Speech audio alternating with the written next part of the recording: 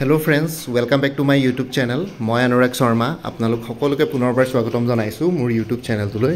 আজি মই আপোনালোকৰ সন্মুখত এটা নতুন ভিডিঅ' লৈ উপস্থিত হৈছো আৰু আজিৰ ভিডিঅ'টোত মই আপোনালোকৰ সৈতে শেয়াৰ কৰিম এটা গুৰুত্বপূৰ্ণ এডভাৰটাইজমেন্ট আৰু সেই এডভাৰটাইজমেন্টটো আহিছে গুৱাহাটী হাইকোৰ্টৰ ফালৰ পৰা। সো ইয়াতে এটা ডাঙৰ ৰিক্ৰুটমেন্ট আৰম্ভ হৈছে গুৱাহাটী হাইকোৰ্টৰ। আপোনালোকে কৈ আছে যে গুৱাহাটী হাইকোৰ্টৰ LDA কপিষ্টৰ পোষ্ট কেতিয়া ওলাব। সো LDA কপিষ্টৰ নিচিনাই হয় অলমোষ্ট। সো তেনেকুৱা ধৰণৰে এটা পোষ্ট ওলাইছে। আপোনালোকে চাব এডভাৰটাইজমেন্টটো মই ডিটেইলছত কৈ আছো। এডভাৰটাইজমেন্ট 2 জুলাইত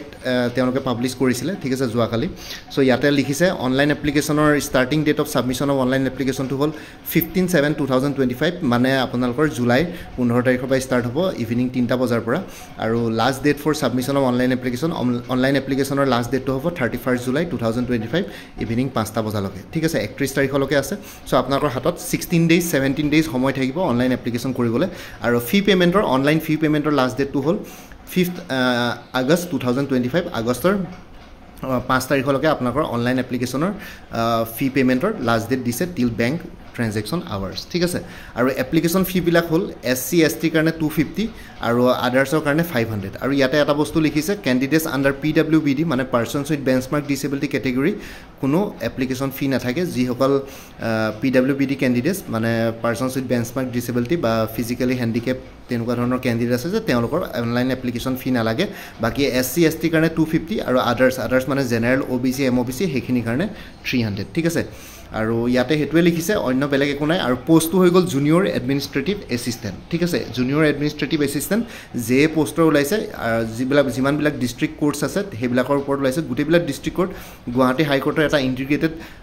জুডিচিয়াৰী ছিষ্টেমৰ আণ্ডাৰত পৰে। চ' ডিষ্ট্ৰিক্ট কোৰ্টবিলাকত জুনিয়ৰ এডমিনিষ্ট্ৰেটিভ এছিষ্টেণ্টৰ পোষ্ট ওলাইছে। আৰু পে' স্কেলটো হ'ল 14,000 to 70,000, grade pay' 6,200 and other এলাউৱেঞ্চেছ এডমিছেবল as per rules, ঠিক আছে। বাকী এলাউৱেঞ্চেছবিলাক থাকিব। বাকী চেলাৰী কেলকুলেশ্যনৰ ওপৰত মই ভিডিঅ' বনাম বাৰু। Salary calculation, career progression, work profile সেইবিলাকৰ ওপৰত মই পাছতকৈ ভিডিঅ' বনাম। আজি এডভাৰটাইজমেণ্টখন আপোনালোকে ভালকৈ চাই লওক। চ' ইয়াতে ভেকেঞ্চিবিলাক কোনখন ডিষ্ট্ৰিক্টত কিমান আছে আৰু category wise breakup of the vacancies as mention in column C, ঠিক আছে। কেটেগৰীবিলাক unreserved SC ST plains ST hills PWBD OBC MOBC। আৰু কিছুমান ডিষ্ট্ৰিক্টত হয়তো কিছুমান কেটেগৰীৰ ভেকেঞ্চি নাথাকিব পাৰে। আৰু যদিহে কিছুমান ডিষ্ট্ৰিক্টত ছাপ'জ বজালী ডিষ্ট্ৰিক্টত 9টা ভেকেঞ্চি আছে, তাৰে ধৰক PWBD বা ST হিলছ বা OBC MOBCৰ ভেকেঞ্চি নাই, কিন্তু যিখিনি কি বুলি কয় কেটেগৰীৰ ভেকেঞ্চি নাই সেই কেটেগৰীখিনি জেনেৰেল বা আনৰিজাৰ্ভ কেটেগৰী তেওঁলোকে কম্পিট কৰিব পাৰিব। চ' অনলাইন এপ্লিকেশ্যন কৰিব পাৰিব। আৰু খালি কেটেগৰী ৱাইজ আপোনালোকৰ এপ্লিকেশ্যন ফিজটো যাৰ এপ্লিকেশ্যন ফি নাই নীল হ'ব, যাৰ এপ্লিকেশ্যন ফি আছে তেওঁলোকে কমকৈ দিব লাগিব। চ' তেনেকুৱা ধৰণৰ কথা, খালি এপ্লাই কৰিব পাৰিব। খালি পৰীক্ষাৰ ৰিক্ৰুটমেণ্ট প্ৰচেছত আপোনালোকৰ যিহেতু পোষ্ট নাই তেতিয়াহ'লে আনৰিজাৰ্ভ কেটেগৰী বুলি ধৰা হ'ব, কিন্তু এপ্লিকেশ্যন ফিয়ে হওক বা এজ ক্ৰাইটেৰিয়া হওক সেইবিলাকৰ বস্তুত আপোনালোকৰ সেইখিনি সুবিধা পাব ৰিজাৰ্ভেশ্যনত, ঠিক আছে। ডিষ্ট্ৰিক্ট ৱাইজ ভেকেঞ্চিবিলাক মই চাই লওঁ। বজালীত 9টা ভেকেঞ্চি আছে, বাক্সাত 2টা,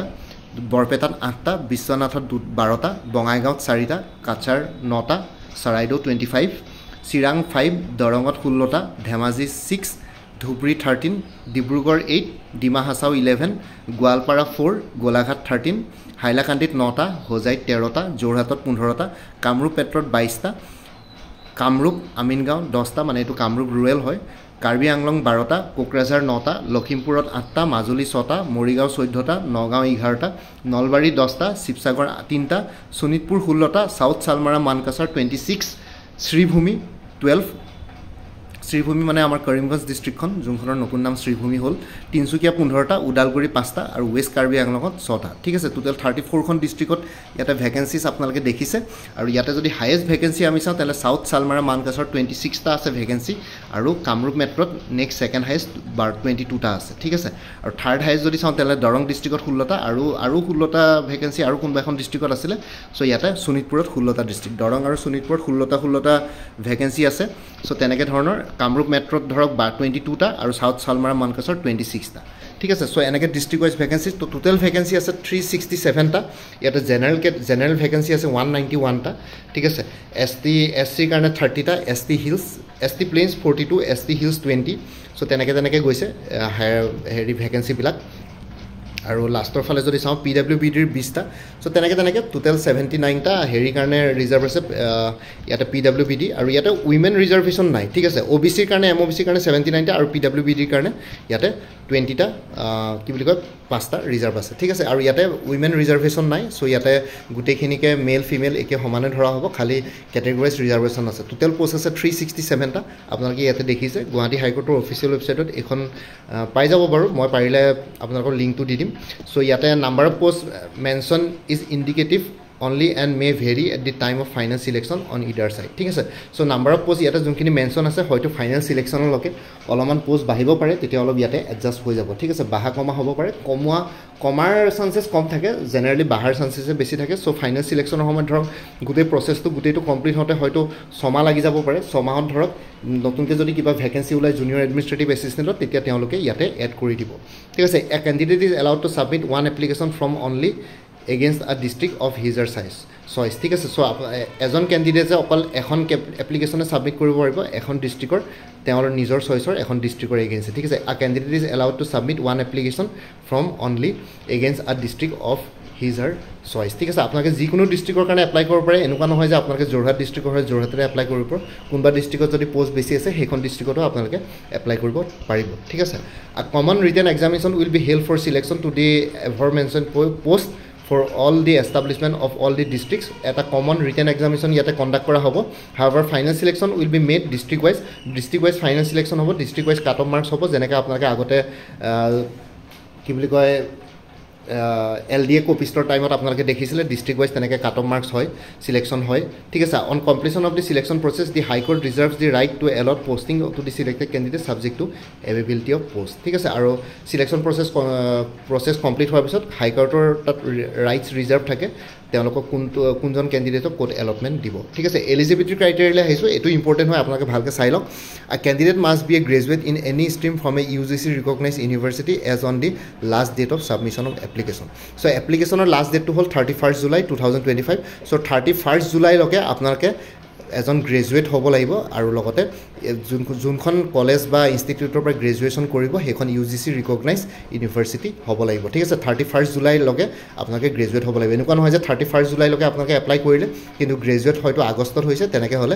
আপোনালোকৰ ইয়াতে যেতিয়া ডেটটো চাব ডকুমেন্ট ভেৰিফিকেচন তেতিয়া ৰিজেক্ট কৰি দিব ঠিক আছে আৰু নেক্সট পইণ্টটো হল হি সি মাস্ট পজেছ আ certificate of computer knowledge of minimum 3 months duration আৰু ক্যান্ডিডেট জনৰ মিনিমাম 3 মহীয়া এখন কম্পিউটাৰ সাৰ্টিফিকেশন কোৰ্স বা ডিপ্লোমা কৰা হ'ব লাগিব ঠিক আছে মিনিমাম 3 মান্থছ ম্যাক্সিমাম যিকোনো হ'ব পাৰে আ candidate should have knowledge of the official language of the state of Assam Assamese so অসমৰ অফিচিয়েল ল্যাঙ্গুৱেজ অসমীয়াত ক্যান্ডিডেট জনৰ নলেজ থাকিব লাগিব সো ইয়াতে কোৱেশ্চন পেপাৰখন আসামিজ সেকশন এটা থাকিবই আৰু আপোনালোকে অসমীয়াত কথাবিলাক ক'ব পাৰিব লাগিব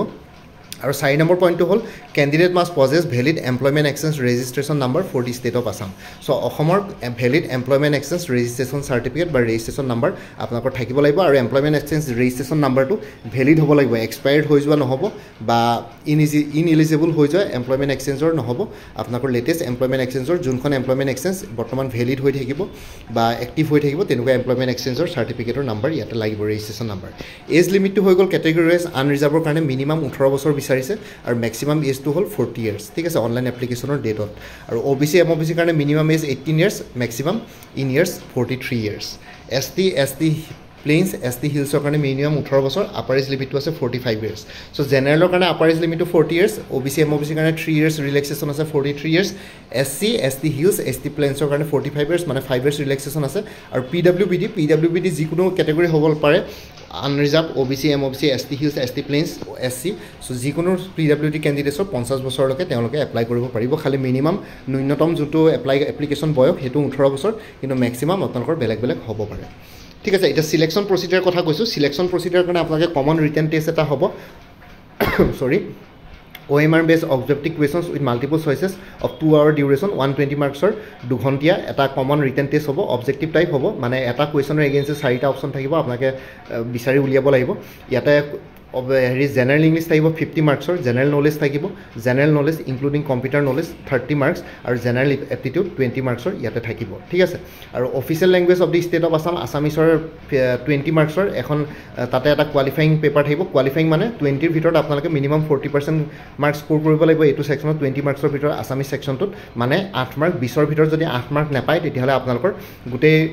ৰিটেন টেষ্টৰে পেপাৰখনে ৰিজেক্ট হৈ যাব সো মিনিমাম আসামিছত আপোনালোকে 8 মাৰ্কছ পাব লাগিব ইৰিছপেক্টিভ অফ কেটেগৰী যিকোনো কেটেগৰী কেণ্ডিডেটে হ'লেও আছামিছত 20 ভিতৰত মিনিমাম 8 মাৰ্কছ মানে 40% মাৰ্কছ আপোনালোকে কোৱালিফাই কৰিব লাগিব মানে এইটো কোৱালিফাইং মাৰ্ক 8 মাৰ্কছ আপোনালোকে পাব লাগিব যদি আপোনালোকে 8তকৈ তলত পায় 7.5 পায় তেতিয়াহ'লে তথাপিতো আপোনালোকে ডিছকুৱালিফাইড হৈ যাব পৰীক্ষাটোৰ পৰা মিনিমাম 8 পাব লাগিব তাৰপিছত বাকী পেপাৰ 1খন general English 50 marks general knowledge including computer knowledge 30 marks আৰু জেনেৰেল এপ্টিটিউড সেইবিলাকৰ ওপৰত আপোনালোকৰ কনচিডাৰেশ্যন হ'ব ঠিক আছে সো বাকি আপোনালোকৰ যোনটো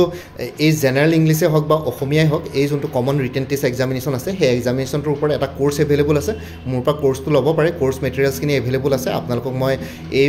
কি বুলি কয় ভিডিঅ'টোৰ শেষৰ ফালে মই কোৰ্ছৰ কথা এবাৰ জনাই দিম তাতে আপোনালোকে কোৰ্ছটো পাই যাব মোৰ পৰা ল'ব পাৰিব আগতে আপোনালোকে জুডিচিয়েল এছিষ্টেণ্ট বা অন্যান্য পোষ্টবিলাকৰ কাৰণে মোৰ পৰা কোৰ্ছ লৈছিলে বহুতখিনি হেল্পফুল হৈছে বহুতখিনি কেণ্ডিডেট চিলেকশ্যনো পাইছে সো মোৰ পৰা কোৰ্ছটো ল'ব পাৰিব খালি আগতে মোৰ পৰা কিবা কোৰ্ছ লৈ থৈছিলে যদি জনাই দিব ঠিক আছে সো আপোনালোকে ইয়াতে গোটেইখিনি বস্তু পাই যাব কোৰ্ছটোত মই কোৰ্ছটোৰ কথা ক'ম বাৰু তাৰপিছত আহি গ'ল stage 2 each question will carry 1 mark এটা কুৱেশ্যনৰ এগেইনষ্টে 1 মাৰ্কে থাকিব আৰু there is negative marking for every wrong answer 1/4 that is 0.25 mark will be deducted for every wrong answer so' 1/4 mark negative marking হিচাপে থাকিব পাৰ কুৱেশ্যন 1 মাৰ্কে থাকিব এটা কুৱেশ্যনৰ এগেইনষ্টে 1 মাৰ্কছ আৰু নিগেটিভ মাৰ্কিং 0.25 মাৰ্কছকে নিগেটিভ মাৰ্কিং ইয়াতে থাকিব ঠিক আছে চ' আছামিজ ছেকশ্যনটো যোনটো কোৱালিফাইং ছেকশ্যন আছে তাতো হয়তো নিগেটিভ মাৰ্কিং থাকিব চ' সেইকাৰণে আপোনালোকে ভালকৈ কৰিব marks obtain in the Assamese language segment will not be counted in preparing the merit list of written examination as well as the final selection list আৰু আছামিজ ছেকশ্যনত আপোনালোকে যোনটো মাৰ্কছ পাব সেইটো এটা যিহেতু কোৱালিফাইং পেপাৰ হয় 20 ভিতৰত 8 মাৰ্কছ পাব লাগে মিনিমাম সেইটো কাৰণে আপোনালোকে আছামিজ ছেকশ্যনৰ মাৰ্কছটো ইয়াতে কাউণ্ট নহয় বাকী 100 মাৰ্কছৰ যোনখিনি থাকিব general English general knowledge computer general aptitude সেইখিনি মাৰ্কছে ইয়াতে কাউণ্ট হ'ব ঠিক আছে আৰু কেণ্ডিডেট চিলেক্ট কৰা হ'ব candidate in the ratio' 1:5 from the rank wise marksheet of the written test 5 times the total post of a particular district will be called to the stage 2 computer skill test 35 marks ঠিক আছে আৰু stage 1 written examinationৰ পৰা computer skill test হ'লে প্ৰত্যেকখন ডিষ্ট্ৰিক্টতে যিমান vacancy থাকে suppose এখন ডিষ্ট্ৰিক্টত 5টা ভেকেঞ্চি আছে 5টাৰ এগেইনষ্টে 25টা কেণ্ডিডেট সিলেক্ট কৰা হ'ব written test computer skill test হ'লে ঠিক আছে 5 টাইমছ ল'ব মানে 1:5 ৰেচিঅ' এটা পোষ্টৰ এগেইনষ্টে 5 জনকে ইয়াতে সিলেক্ট কৰিব কম্পিউটাৰ স্কিল টেষ্ট হ'লে কম্পিউটাৰ স্কিল টেষ্টত 35 মাৰ্কছ থাকিব চ' আপোনালোকৰ ফাইনেল সিলেকশ্যন হ'ব 100 মাৰ্কছ প্লাছ 35 মাৰ্কছ 135 মাৰ্কছৰ ভিতৰত যোনে যিমান মাৰ্কছ স্ক'ৰ কৰে সেইটোৰ ওপৰত ফাইনেল সিলেকশ্যন হ'ব ডিষ্ট্ৰিক্ট ৱাইজ ঠিক আছে computer typing test is a typing application software 20 marks আৰু এটা কম্পিউটাৰ স্কিল টেষ্টৰ যোনটো 35 মাৰ্কছ থাকিব তাৰে এটা কম্পিউটাৰ টাইপিং টেষ্ট থাকিব টাইপিং এপ্লিকেশ্যন ছফ্টৱেৰ 20 মাৰ্কছৰ the test of typing speed and accuracy in word processing shall be conducted with the help of typing application software typing application ছফ্টৱেৰত আপোনালোকৰ typing speed আৰু accuracy ইয়াতে check কৰা হ'ব word প্ৰচেছিঙত আৰু লগতে candidates will be required to type a paragraph and on the basis of such typing the number of correct words per minute word per minute net speed of the candidate will be taken into consideration আৰু কেণ্ডিডেটজনক এটা paragraph type কৰিবলৈ দিয়া হ'ব আৰু টাইপিঙৰ ভিত্তিত তেওঁলোকে কেইটা word per minute correct words type কৰিছে number of correct words per minute লগতে net speed of the candidate ইয়াতে কনচিডাৰ কৰা হ'ব আৰু নেক্সটটো হৈ গ'ল ষ্টেজ 2ত কম্পিউটাৰ স্কিল টেষ্টৰ পইণ্ট B2 হৈ গ'ল proficiency in word processor and spreadsheet word processor আৰু স্প্ৰেডশ্বিটৰ কাৰণে 15 মাৰ্কছ ইয়াতে থাকিব মাইক্ৰ'ছফ্ট ৱৰ্ড সেইখিনিৰ ওপৰত আহিব স্প্ৰেডশ্বিটৰ ওপৰত কুৱেশ্যনছ আহিব 15 মাৰ্কছৰ ওপৰত ঠিক আছে candidate in the ratio' 1:3 from the combined rank wise mark sheet of the written test and computer skill test 3 times the total number of vacancies for a particular district will be called to the stage 3 that is viva post 15 marks আৰু next stage to হৈ গ'ল আপোনালোকৰ viva post থাকিব 15 marks ইয়াতে candidate যিসকলে 1:3 ৰেচিঅ'ত মানে written test plus computer skill টেষ্টৰ কেণ্ডিডেটসকলক 1:3 ৰেচিঅ'ত এটা ভাইভা পোষ্ট বা ইন পাৰ্চনেল ইণ্টাৰভিউৰ কাৰণে 15 মাৰ্কছৰ কাৰণে ইয়াতে চিলেক্ট কৰা হ'ব এটা পোষ্টৰ এগেইনষ্টে 3জন কেণ্ডিডেট মানে যদি ছাপ'জ 5টা ভেকেঞ্চি আছে এখন ডিষ্ট্ৰিক্টত তাৰে 3 টাইমছ হ'লে মানে 5 × 3 15জন কেণ্ডিডেটছক ইয়াতে ভাইভা পোষ্টৰ কাৰণে মাথা হ'ব 15 মাৰ্কছ ঠিক আছে on the basis of the grand total marks out of 150 marks obtained by the candidate in the written test out of 100 computer skill test out of 35 and viva post 15 the final selection will be made district wise আৰু district wise final selection list final merit list কি prepare কৰে তেওঁলোকে প্ৰথমতে grand total ল'ব 100 marks written test computer skill টেষ্টত 35 marks আৰু 15 marks total 150 মাৰ্কছৰ ভিত্তিত তেওঁলোকে সিলেকশ্যন কৰিব ঠিক আছে আৰু ইয়াতে লিখিছে আৰু in case of candidates obtaining same grand total marks the candidate who obtain more marks in the written test and computer skill test combined will be given preference আৰু কেনেবাকৈ যদি গ্ৰেণ্ড টোটেল মাৰ্কছ দুজন কেণ্ডিডেটছৰ সমান হয় তেতিয়াহ'লে candidate যিজনে written test plus computer skill টেষ্টত বেছি মাৰ্কছ পাইছিলে কম্বাইন কৰি পেলাই তেওঁকে প্ৰিফাৰেঞ্চ দিয়া হ'ব আৰু where marks obtain by such candidate in such senior are also' same then the candidate with who is senior in age will be given preference আৰু যদি কেনেবাকৈ দুজন কেণ্ডিডেটছৰ written test computer skill test আৰু interview গোটেইকেইটা ষ্টেজতে যদি marks সমান থাকে তেতিয়াহ'লে যোনজনৰ বয়স বেছি তেওঁকে প্ৰিফাৰেঞ্চ দিয়া হ'ব the High Court reserves the right to fix cut off marks for the written test and computer skill test at a later stage if required আৰু গুৱাহাটী গুৱাহাটী হাইকোৰ্টে কেতিয়াবা কিছুমান ফিক্স কাট অফ মাৰ্কছ ইয়াতে নিৰ্ধাৰণ কৰিব পাৰে ৰিটেন টেষ্ট আৰু কম্পিউটাৰ স্কিল টেষ্টত letter ষ্টেজত যদি কেনেবাকৈ ৰিকুৱাৰমেণ্ট পৰে ঠিক আছে সাপোজ গুৱাহাটী হাইকোৰ্টৰ বস্তুটো এনেকুৱা যদি কেনেবাকৈ বহুতবিলাক কেণ্ডিডেটছৰ একদম পৰীক্ষা বেয়া হৈ গ'ল একেবাৰে কাট অফ মাৰ্কছ ধৰক শিডিউল ট্ৰাইব প্লেইনছে হওক বা শিডিউল ট্ৰাইব হিলছৰে হওক কাট অফ মাৰ্ক ধৰক 135ৰ ভিতৰত মাত্ৰ 35 হ'ল তেতিয়া গুৱাহাটী হাইকোৰ্টে ক'ব যে অনলি 35 মাৰ্ক পোৱা কেণ্ডিডেট এজনক চাকৰি দিব নোৱাৰি যেনেকৈ এবাৰ টেটত দেখিলে আপোনালোকৰ মেথমেটিক্সত কাট অফ মাৰ্কছ PWBৰ মাত্ৰ 2.5 আৰু এটা কোনোবা এটা কেটেগৰী আছিলে সেইটোৰ মাত্ৰ 10 মাৰ্ক ঠিক আছে SCৰ আছিল নেকি চ' তেনেকুৱা ধৰণৰ হ'লে মানে ইয়াতে হয়তো গুৱাহাটী হাইকোৰ্টে বা হাইকোৰ্টে তেনেকুৱা ধৰণৰ ইয়াতে কনচিডাৰ নকৰিব কাৰণ ইয়াতে এইটো এটা গুৱাহাটী হাইকোৰ্টটো কমপ্লিটলি জুডিচিয়াৰীটো এটা কমপ্লিটলি বেলেগ বডি ঠিক আছে এক্সিকিউটিভ লেজিছলেটিভ জুডিচিয়াৰী তিনিটা বেলেগ বেলেগ অৰ্গেন হয় চ' ইয়াতে গভৰ্ণমেণ্টৰ ৰুলছ এণ্ড ৰেগুলেশ্যনছ নচলে গভৰ্ণমেণ্টেতো যাকে তাকে কম মেৰিটতে মানুহৰ এপইণ্টমেণ্ট দি দিয়ে কিন্তু ইয়াতে নহ'ব তেওঁলোকে কেনেবাকৈ যদি মাৰ্কছ কম দেখে তেতিয়াহ'লে সেইজন কেণ্ডিডেটছক কাট অফ মাৰ্কছত নিৰ্ধাৰণ কৰা মানে কাট অফ মাৰ্ক এটা নিৰ্ধাৰণ কৰি দিব সেইটো মতে যেনেকৈ 40% 50% 60% কিবা এটা কৰি পেলাই হয়তো ইয়াতে চেঞ্জেছ কৰিব পাৰে কিন্তু এনেকুৱা নহয় যে একেবাৰে কম নম্বৰ পোৱা কেণ্ডিডেট এজনকে চাকৰি দি দিব কাৰণ ইয়াতে কোৰ্টৰ কামবিলাকৰ কথা আছে কোৱালিটি কম্প্ৰমাইজ নকৰে মানে কথাটো সেইটোৱে আৰু অনলাইন এপ্লিকেশ্যন কৰিবৰ কাৰণে আপোনালোকে তাতে গৈ পেলাই অনলাইন এপ্লিকেশ্যন কৰিব পাৰিব এতিয়ালৈকে ষ্টাৰ্ট হোৱা নাই অনলাইন এপ্লিকেশ্যন ষ্টাৰ্ট হ'লে মই নিশ্চয় লিংক শ্বেয়াৰ কৰিম বাৰু এতিয়া বৰ্তমান আপোনালোকে এইখিনি বস্তু জানি থওক আৰু ইমানখিনি জনাবৰ কাৰণে ভিডিঅ'টো বনালোঁ বাকী বেলেগ আৰু ক'বলগীয়া ইয়াত একো নাই ইয়াতে বাছ কিছুমান ৰুলছ এণ্ড ৰেগুলেশ্যনছ আছে কেনেকৈ কি আপলোড কৰিব লাগিব সেইখিনিয়ে আছে বেলেগ একো নাই আপোনালোকে এবাৰ অফিচিয়েল ৱেবছাইটত গৈ চাই ল'ব এডভাৰটাইজমেণ্টৰ লিংকটো বাৰু ভিডিঅ' ডেছক্ৰিপশ্যনত দি দিম মই এবাৰ তাতে গৈ পেলাই আপোনালোকে চাই ল'ব পাৰিব আৰু লগতে আপোনালোকে গুৱাহাটী হাইকোৰ্টৰ জুনিয়ৰ এডমিনিষ্ট্ৰেটিভ এছিষ্টেণ্টৰ কাৰণে যদি প্ৰিপেৰেশ্যন কৰিব বিচাৰিছে তেতিয়াহ'লে ৰিটেন এক্সামিনেশ্যনৰ কাৰণে এটা ফুল কোৰ্চ এভেইলেবল আছে general English general knowledge computer knowledge আৰু জেনেৰেল এপ্টিটিউড আৰু অসমীয়াৰ ওপৰত 375 ৰুপিছত কোনোবা যদি ইণ্টাৰেষ্টেড আছে এইটো নম্বৰ হোৱাটছএপ কৰিব পাৰে আৰু আগতে কোনোবাই যদি মোৰ পৰা কিবা কোৰ্চ লৈ থৈছিলে এবাৰ জনাই দিব তেতিয়া মই চাই ল'ম যে আগৰ মেটেৰিয়েলছখিনি এইখিনিৰ লগত মিলে নেকি যদি মিলে তেতিয়াহ'লে আপোনালোকে নল'লেও হ'ব মই জনাই দিম যদি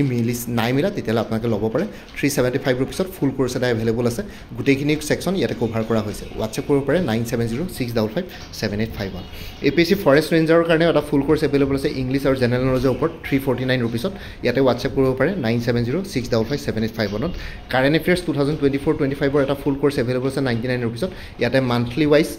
ৱাইজ কাৰেণ্ট এফেয়াৰ্ছ এভেইলেবল আছে 2024 ফুল ইয়েৰ আৰু 2025 জুনলৈকে কভাৰ কৰা হৈছে 99 ৰুপিছত এইটো নম্বৰ হোৱাটছএপ কৰিব পাৰে 9706557851 APSC জুনিয়ৰ ডেভেলপমেণ্ট অফিচাৰ ফুল কোৰ্চ এভেইলেবল আছে 299ত এইটো নম্বৰ হোৱাটছএপ কৰিব পাৰে 9706557851 APSC জুনিয়ৰ এডমিনিষ্ট্ৰেটিভ এছিষ্টেণ্টৰ পৰীক্ষা যিহেতু ছানডে আছে তাৰ কাৰণে ফুল কোৰ্চ এভেইলেবল আছে 349ত আপোনালোকে কোৰ্চটো ল'ব পাৰে লাষ্ট মিনিট ৰিভিজনৰ কাৰণে 9706557851 ইয়াতে MCQ ফৰ্মেটত আছে আপোনালোকৰ প্ৰব্লেম নহয় পঢ়িবলৈ